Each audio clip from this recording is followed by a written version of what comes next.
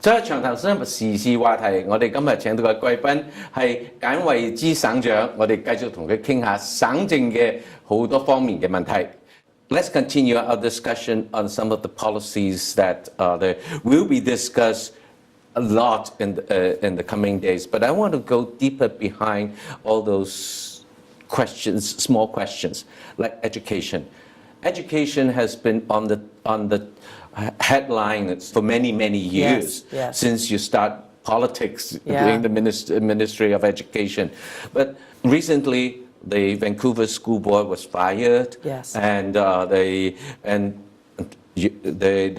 Federal Supreme Court has ruled against the province. So all these things seem to be more on the negative side, and then fighting and angry with each other. But there are also other things that have been happening. Yes. So can you share with us what is your big picture of education that gives you the guidance towards the decisions, maybe some conflicts, maybe some other negatives, but what is that big picture that you have, and what have you done about it? You know, one of the things that happens in the education system, I think everybody recognizes this, is that when government is dealing with unions, there is sometimes conflict. And I think that's, you know, it's unfortunate, but that's the result of it. We have, though, negotiated the longest period of labor peace in schools since the BCTF came into being. You know, so we got an agreement that's really good for kids, so there's no strikes for those period of 6 years. And our kids, people forget or don't know maybe, our kids in BC have some of the best results in the world. BC does better than anywhere else in Canada when it comes to outcomes, and we compete with the rest of the world on reading, science, and math. Our kids do extremely well. We have great teachers, we have very engaged parents, we have an excellent curriculum, and you know, the proof is in the pudding. People complain, union and government fight all the time, I understand that, but the kids are succeeding better here than almost anywhere else in the world. How about schools? There's a lot of the complaints about students. The classroom is actually a container. Those hardware investments has not been enough. Do you see something change in the future? In the coming future? Yeah. We have the strongest economy in Canada. We are doing very well economically. Lots of jobs being created. That means more revenue for government. So we are now really beginning a huge program of school construction. So, you know, over $200 million in Surrey that was just recently announced, and you'll see more of those investments in bigger, better schools for kids, because our population is growing. People are coming here from all over the country, all over the world. We need to accommodate those kids. And that's an investment that's really worth making. There is no bigger, more important thing that a parent can do for their children than help them get the best possible education. I understand that. So we need to invest in schools. We've just added 1,000. We're adding now 1,000 more teachers. We're going to keep adding more teachers as time goes on. And our kids are already getting some of the best outcomes in the world. Now, the union has recognized and agreed that you're hiring more teachers now because you lose the case. How would you respond to that? I would say we would be, it's they who push, and it's their victory. I know. Well, I mean, that's always what happens, right? Government and unions are always fighting. I think, though, that, you know, for me, it's putting the kids first, making sure that we're thinking about how to improve things for them. And when the school population is growing, of course we need more teachers. So let's put more teachers in the classroom. Let's get more special needs teachers, more English as a second language teachers. Let's get, let's invest. Because we know that teachers, the quality of teachers makes a huge difference to whether or not children are successful in the rest of their lives. We're lucky we've got great teachers in BC. We should be adding more of them, and we are. Private schools. That is also a very contentious debate. against the government funding private school but the parents have made their own decisions. They knew that it's more expensive. They knew that they choose not to go to public school but go to private school. Why is the taxpayer paying for these rich kids or rich families when they have made their own choice to go to private schools? Three things I would say. One, every one of the children that goes to a private school is only 50% funded by the government. So every one of those children is funded, taxpayers only pay half the price for them to go to school rather than 100% for them to go to a public school. So that's, in terms of the cost, it actually means that there's a little more money for kids in public schools. The second thing is 90% of those schools are religious schools. And I think parents should be able to have the choice, if they are religious people and they care about that, to allow their children to have a religious instruction when they're growing up. That is very important to some people of faith, and I think it's important that we acknowledge that.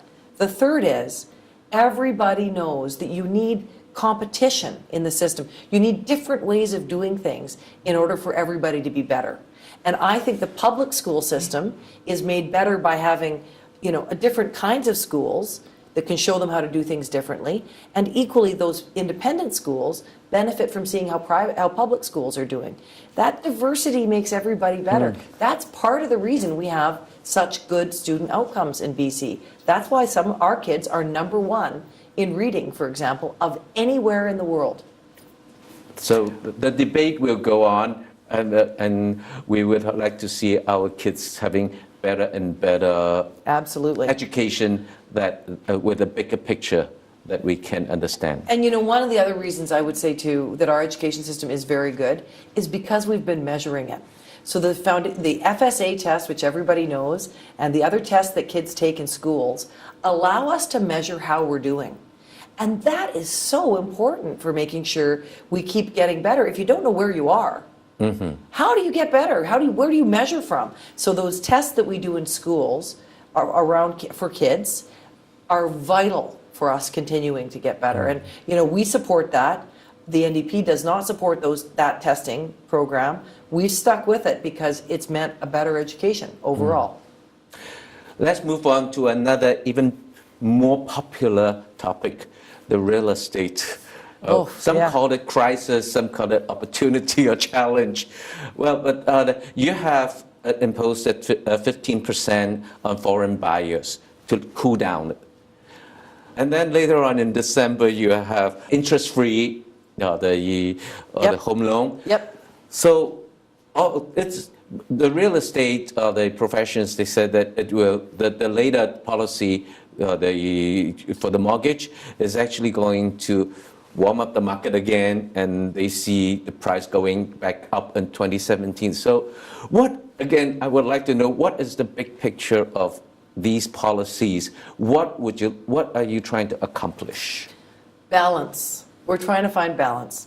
So on the one hand, if you own a home, you don't want the value of your home to go down. If you own a $700,000 home, you don't want government to come in and say it's worth $600,000. Sometimes I do when I have to pay property tax. Well, that's your municipal government's issue. But I would, so on that one hand, we want to protect homeowners.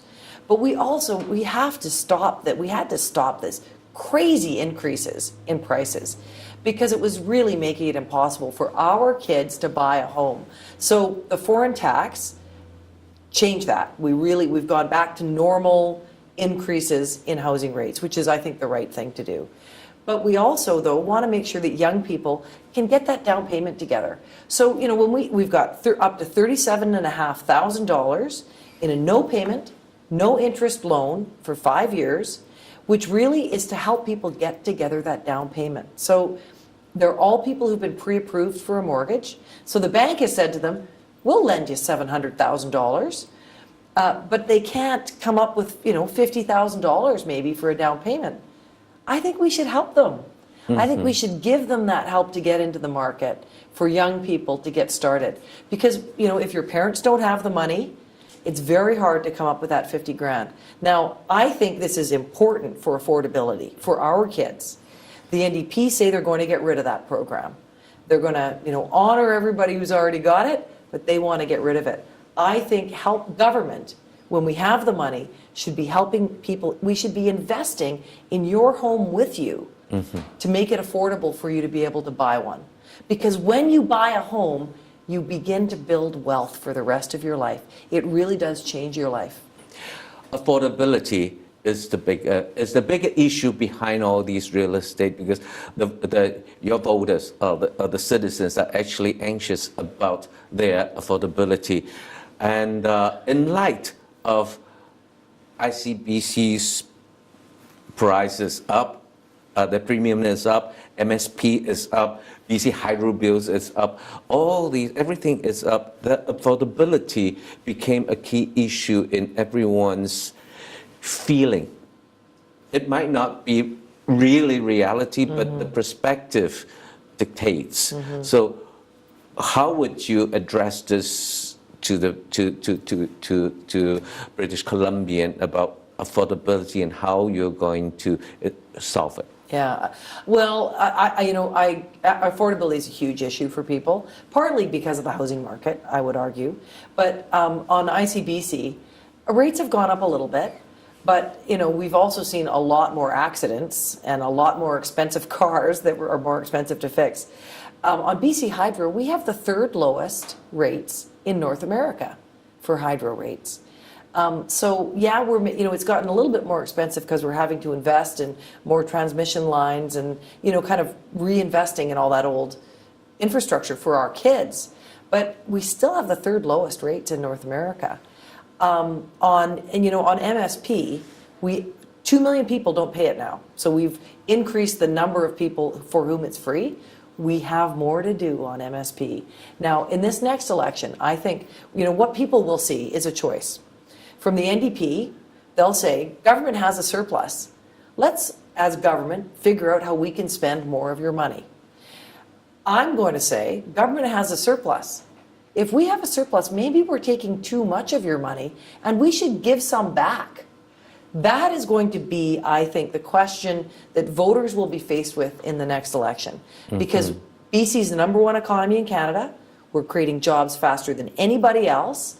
Our government has more money than we've had before. That means we can give money back to people, because I know you can spend your money better than government can spend it.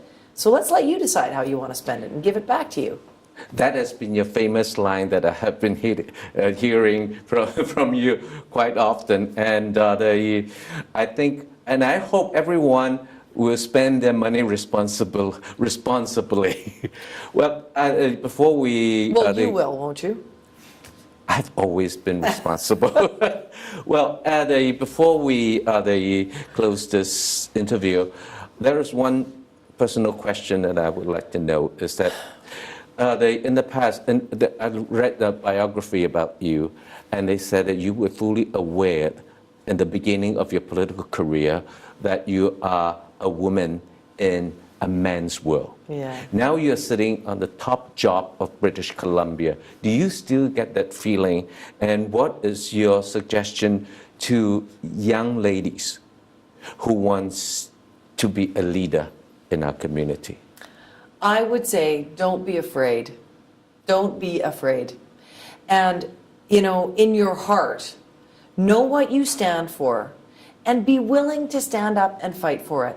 Don't let anyone tell you, because you're a woman, that your opinion isn't as valuable.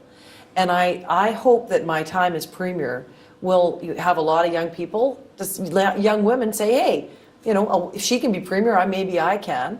Teresa Watt, the only international trade minister in North America who speaks Mandarin and Cantonese.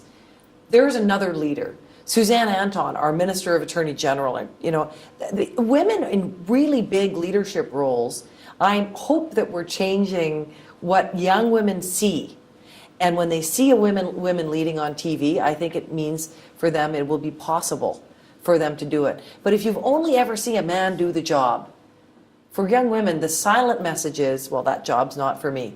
My best friend sent me an email today. She said her daughter and her son were talking, and her daughter, they're little kids, her daughter says to her brother, wow, you know, I mean, our premier, it's a woman's job. What are you going to do for a living?